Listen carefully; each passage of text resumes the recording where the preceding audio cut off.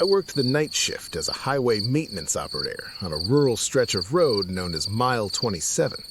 It was the kind of road nobody drove unless they absolutely had to. 2 lanes, no lights, thick forest on both sides. During the day, it was boring. At night, it felt forgotten. My job was simple. Sit in a small roadside control cabin, monitor traffic cameras, answer the emergency radio, and report accidents or breakdowns. From 11 p.m. to 7 a.m., I was completely alone. No coworkers, no passing cars most nights, just the hum of old electronics and the wind hitting the trees. At 1:42 a.m., the radio crackled. That alone was unusual. Most calls came through the phone, not the radio. The radio was supposed to be for patrol units, but patrols had been discontinued on that stretch years ago. I leaned forward. Control cabin, Mile 27. Who's transmitting? Static. Then a voice. Low, male, strained. Is anyone there? Yes, I said. This is maintenance control. What's your emergency? The voice hesitated. I think I crashed. I pulled up the traffic cameras. All of them showed empty road. Where are you located? I asked. I don't know, he said. It's dark. I hit something. Are you injured? I don't think so, he replied. But my headlights don't work anymore. That didn't sit right with me. Even if the lights were broken, the emergency camera sensors should have detected a stopped vehicle. Can you see a mile marker? I asked. A pause. It says 27. My skin prickled. That's where I am, I said. I don't see any vehicles on the road. Another pause, longer this time. Then he said quietly, I'm not on the road. Before I could ask what he meant, the radio cut to static. I tried calling back. Nothing. At 2:03 a.m., the phone rang. No caller ID. I answered. Maintenance control? Heavy breathing filled the line.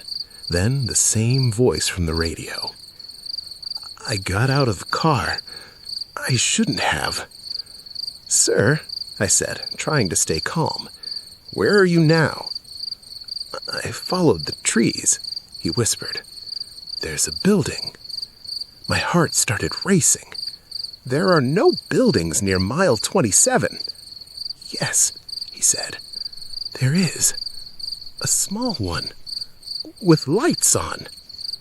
My stomach dropped, because the only building out here was my cabin. Can you see the door? I asked slowly. Yes, he said. It's locked. I glanced over my shoulder at the metal door behind me. It shouldn't be, I said. He laughed softly. That's what I thought too. The phone line filled with a new sound. Knocking. Not on the phone, on my door. 3 slow knocks. I didn't move. I can see you now, the man said through the phone. I waved. Why didn't you wave back? The pounding turned into pounding. The lights in the cabin flickered. I whispered, Who are you? There was a smile in his voice when he answered. You called me first. The phone went dead. The pounding stopped. Silence. I sat frozen for what felt like hours. Eventually, morning came. When the B shift arrived, I told them everything. They laughed it off, said I'd fallen asleep, had a stress dream. But when they checked the road, they found a wrecked car deep in the forest, wrapped around a tree. The driver had died on impact. The time of death, 1:41 a.m., 1 minute before the radio call. I quit that day.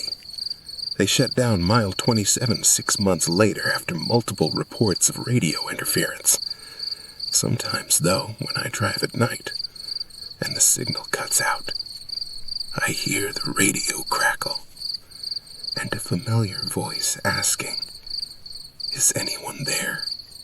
I took the fire lookout job because I needed to disappear for a while. No city, no neighbors, no questions. Just a wooden tower bolted into the side of a mountain, rising above miles of dense forest. My job was simple. Watch for smoke, report fires, stay awake. The tower was 4 stories high, with a single room at the top, windows on all sides. A narrow metal staircase spiraling down to the forest floor. They told me the isolation would get to me. They were right. By the 3rd week, the silence wasn't peaceful anymore. It pressed against my ears. At night, the forest didn't feel empty. It felt like it was holding its breath. There was no cell service, just a radio that connected me to the ranger station 20 miles away. On my 26th night, at exactly 2:17 a.m., I woke up to knocking. 3 slow knocks on glass. I bolted upright. The door was behind me. The windows surrounded the room. The knocking came again, to my left. Tap, tap, tap. I turned slowly. There was nothing outside the window but black forest and starlight. I told myself it was a branch, wind, an animal, even though the tower stood well above the tree line. Another knock. This time behind me. I spun around. The window behind the desk. Empty. But the sound, it wasn't random. It was moving. Circling the tower. Knocking once at each window. Clockwise. Slowly. I grabbed a flashlight and pressed it against the glass, shining it down the length of the tower. Nothing clung to the walls. Nothing climbed the stairs. But the knocking continued.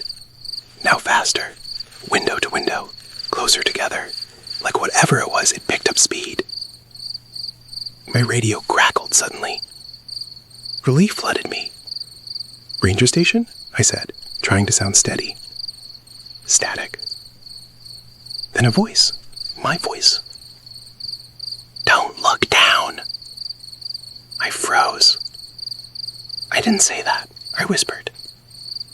The radio crackled again. Too late. The knocking stopped. Complete silence. My heartbeat was loud enough to fill the room. And then, a single heavy thud from directly beneath the floor. The wooden boards trembled under my boots. Something was on the staircase, climbing, slow. Metal creaked under weight. Step, creak, step, creak. I backed toward the center of the room.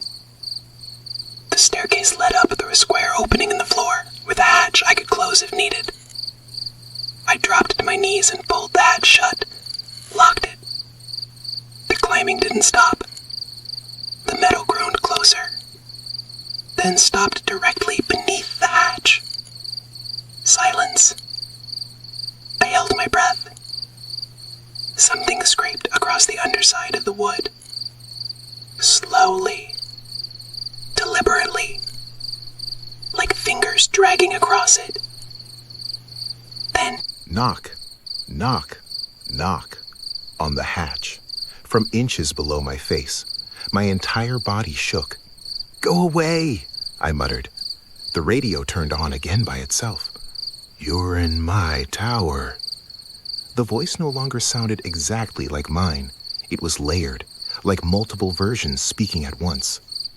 The hatch handle began to rattle. Once, twice, then violently. The wood splintered. A crack split across it. Through the crack, I saw something moving. Not a face, not hands, just darkness shifting. And then, my alarm went off. 6 a.m. Sunlight poured through the windows. The hatch was intact. No cracks, no damage. The staircase was empty. I laughed. A weak, shaky laugh. Just a nightmare. Isolation does things to you. That's what they warn you about. I made coffee, stepped outside to breathe the cold morning air. And that's when I saw it, carved into the wooden railings circling the tower platform. Words. Fresh. Deep. Go back to sleep. The letters were cut from the outside, facing inward, as if whoever carved them had been standing on the air. I packed my things immediately, radioed the ranger station, told them I was coming down early. No response. Just static.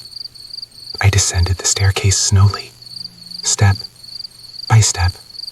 Halfway down, I noticed something that made my stomach drop. There were muddy footprints on the steps. Large, bare, leading up, not down. They stopped at the hatch.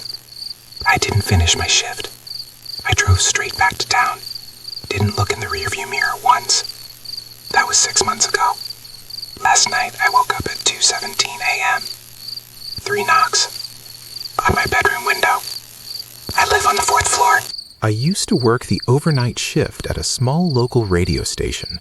Not a big corporate one, just a quiet, independent FM station that mostly played old rock and took late-night requests from insomniacs and truck drivers. From midnight to 5 a.m., I was completely alone. The station sat at the edge of town, near a stretch of empty highway and abandoned farmland.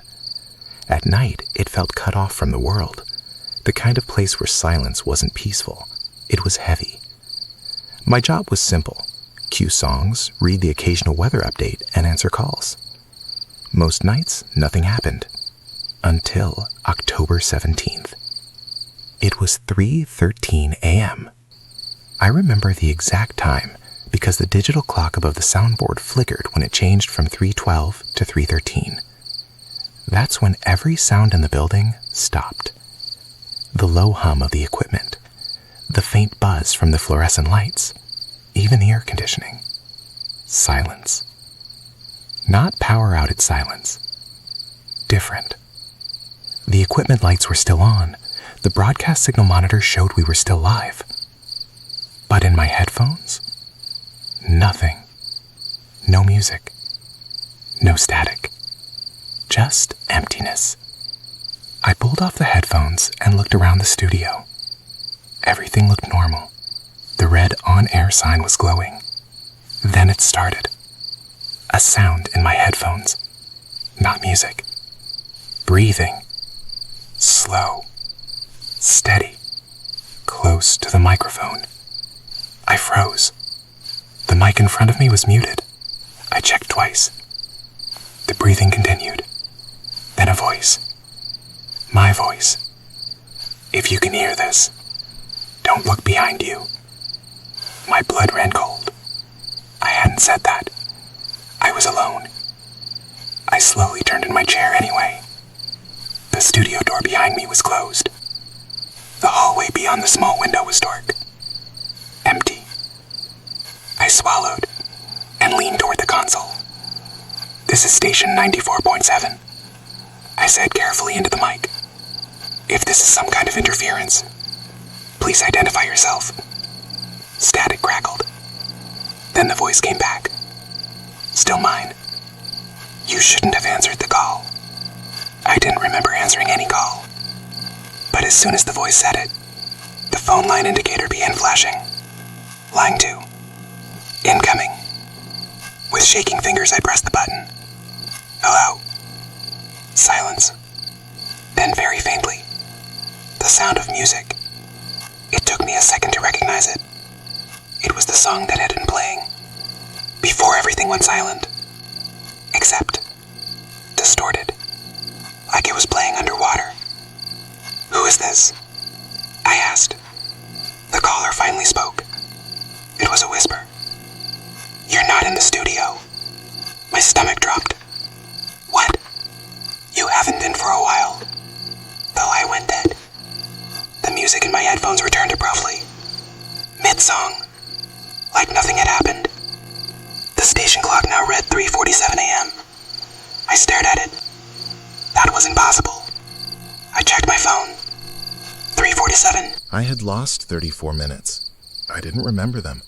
Panic started to creep in. I stood up and walked to the studio door. The hallway lights flickered as I stepped out. The building felt wrong, longer. The hallway seemed stretched, like the walls had subtly shifted outward. Every footstep echoed too loudly. When I reached the restroom mirror at the end of the hall, I stopped. My reflection stared back, pale, sweating. But something was off. My reflection wasn't breathing. My chest rose and fell. The reflections didn't. I stepped closer. It smiled. I wasn't smiling. I stumbled back, heart slamming against my ribs. The hallway lights went out. Complete darkness. From somewhere in the building, the speakers turned on, and my voice filled the halls. You're still on air. Emergency lights flickered on in dim red. At the far end of the hallway, the studio door stood open. I was sure I had closed it.